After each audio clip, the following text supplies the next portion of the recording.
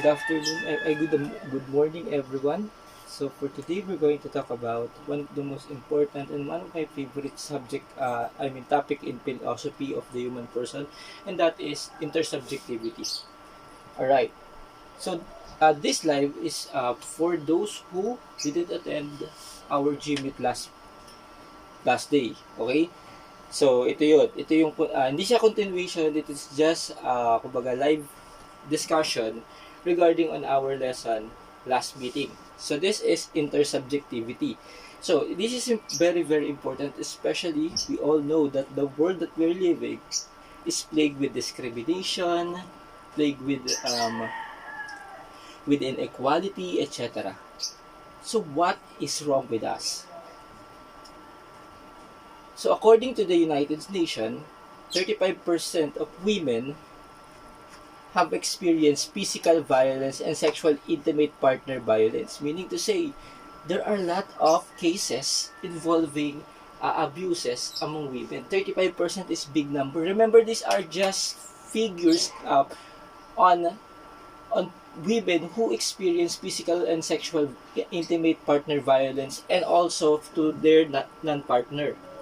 But it's not included yung sexual harassment. So given that the record is still focused on just physical and sexual intimate partner violence and non-partner violence, sexual violence, it is still a big amount. Na it's not included yung sexual harassment na tinatawag sa mga office, sa schools, and other institutions. So imagine how big number is 35%. So, and then 137 women are killed by a member of their family every day.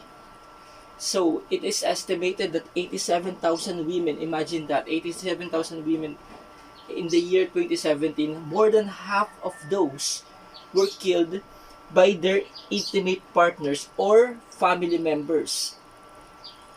So, more than half is actually killed by their intimate partners, asawa nila, ka-live-in, and or their family members. So imagine that. And then if, so more than the third of the 50,000 reported cases of murder among women, they are killed intentionally by their intimate partners. So imagine, 30,000 every year globally were killed by their partners, by their husband, o kaya or their live-in partners. So imagine how huge this amount is. Okay.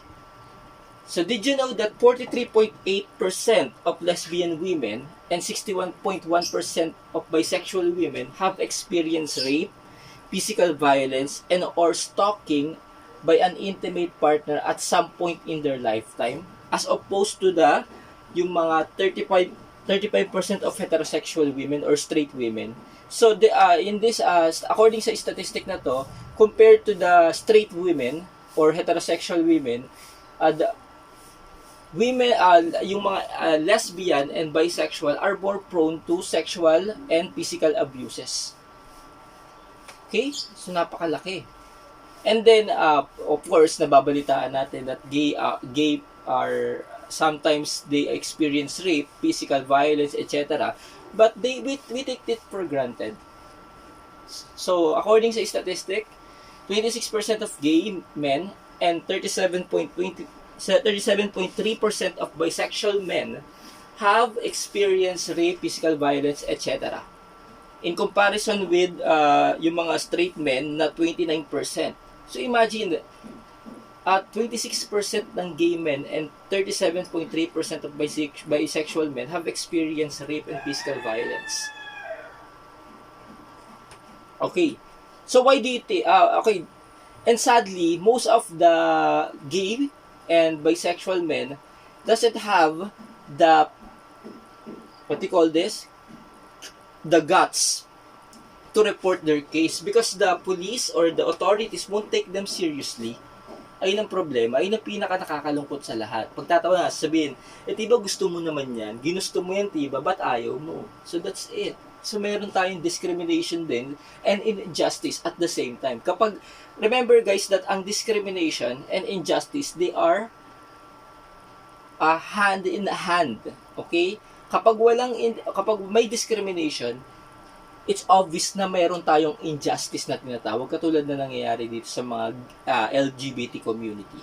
We thought that women are the one who is actually marginalized, but actually hindi lang yon, including the LGBT community.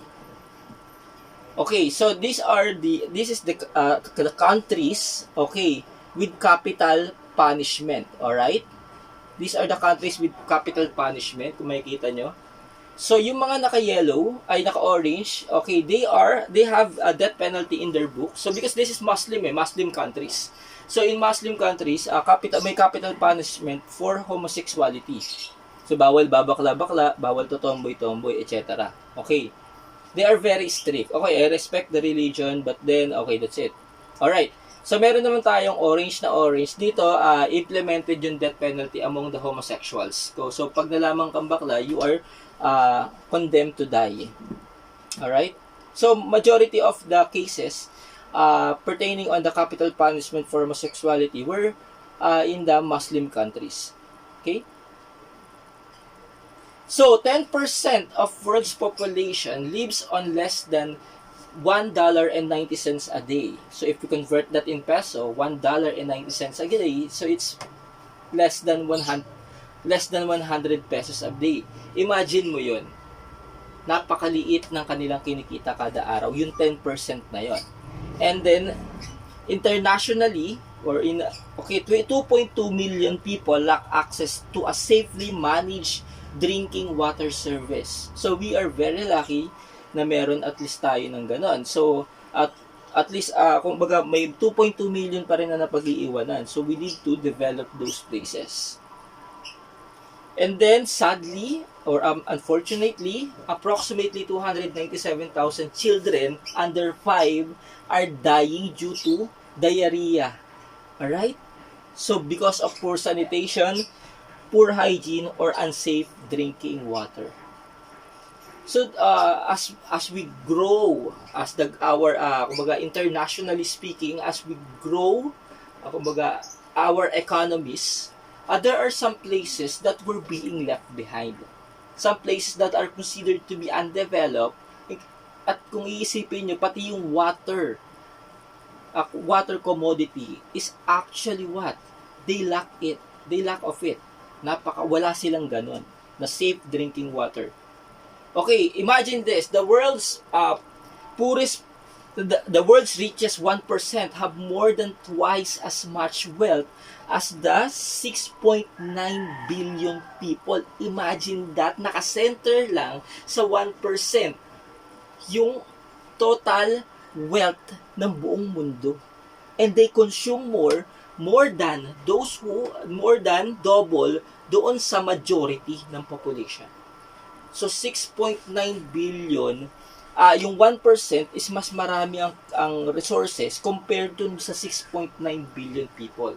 So, in other words, napakadami yung ating resources is not properly distributed, very disproportionate. So, there are people who live $1.90 a day.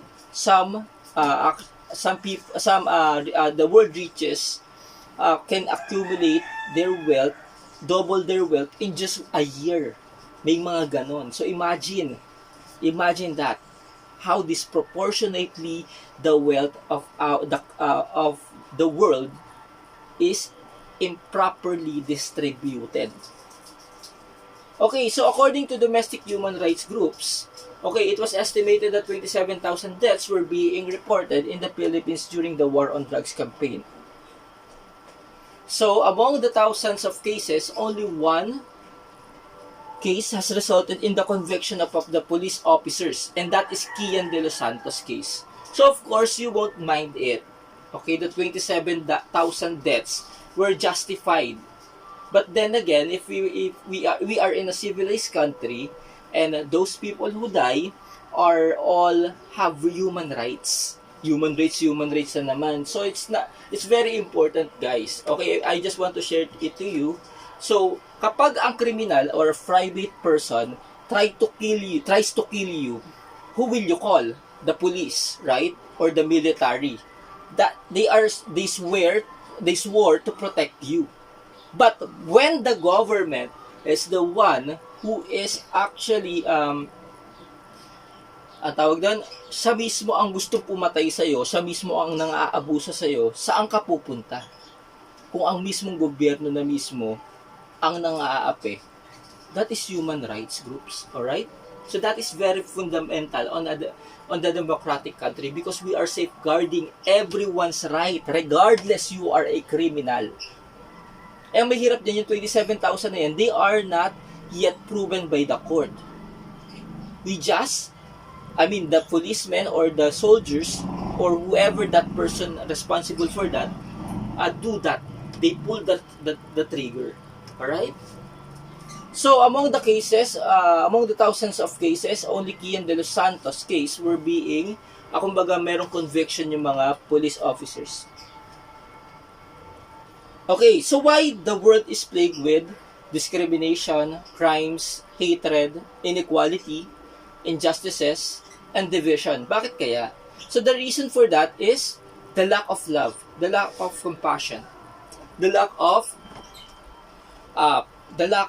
intimacy between you and us and the other people or the other worlds. So for today, we're going to talk about intersubjectivity of the human person. Alright, so this is very important, especially nowadays. We are facing pandemic, and as we grow, kumbaga as the social distancing that the policy of the government is like let's say social distancing, diba, ini-implement yan. So we are, as a species, we are becoming very, very far away to each other. Very distant pala, sorry. Alright, so we need to at least to tackle this first before we proceed to other topics in philosophy. So this is intersubjectivity of the human person. So the word intersubjectivity, it was first coined by Edmund Husserl, a phenomenologist. Okay, he's a philosopher and a founder of phenomenology. Okay, so according to him, although he's he's the founder of phenomenology as well as he's the first one who coined the term intersubjectivity, he doesn't tackle it much further. Okay, because he focused more on the consciousness. Alright? So, but then, okay, he's the first one who coined the term. There's another philosopher who go deep on this topic, this human relationship stuff or intersubjectivity, and he is Martin Buber. We're going to talk about that mamaya. Alright, so what ba ibig sabihin ng intersubjectivity? So when you say intersubjectivity, ayan, a kind of relationship which is considered a subject-to-subject or a person-to-person way of relating. So it's very clear. It's a person-to-person or subject-to-subject relationship. So technically, oh yeah, we're doing that every day. Nakikipag-usap naman tao sa tao. But are you really doing a subject-to-subject or person-to-person way of relating? So we don't notice this. It's very important talaga. It's significant, especially nowadays. Alright, so based on this two root words, okay, it's composed of inter and then subjectivity. Kapag sinabi mong inter, so it's actually a prefix that means between two groups. Kaya internet, diba? International. So we are talking about relationship here between two groups or more.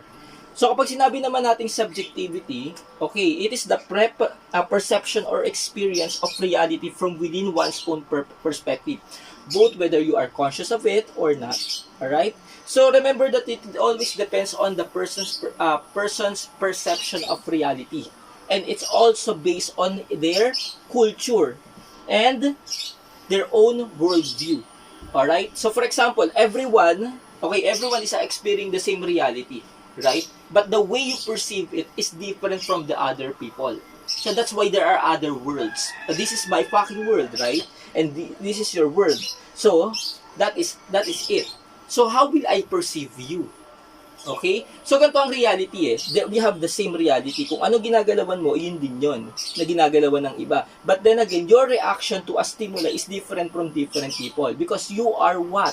You are different in some way. Iba-iba tayo ng pagkatao. You are uniquely different. For example, ganito, nakakita ka ng plancha. Ngayon, hinawakan mo, mainit, nasaktan ka. Sabi mo, aray, napaiyak ka pa nun.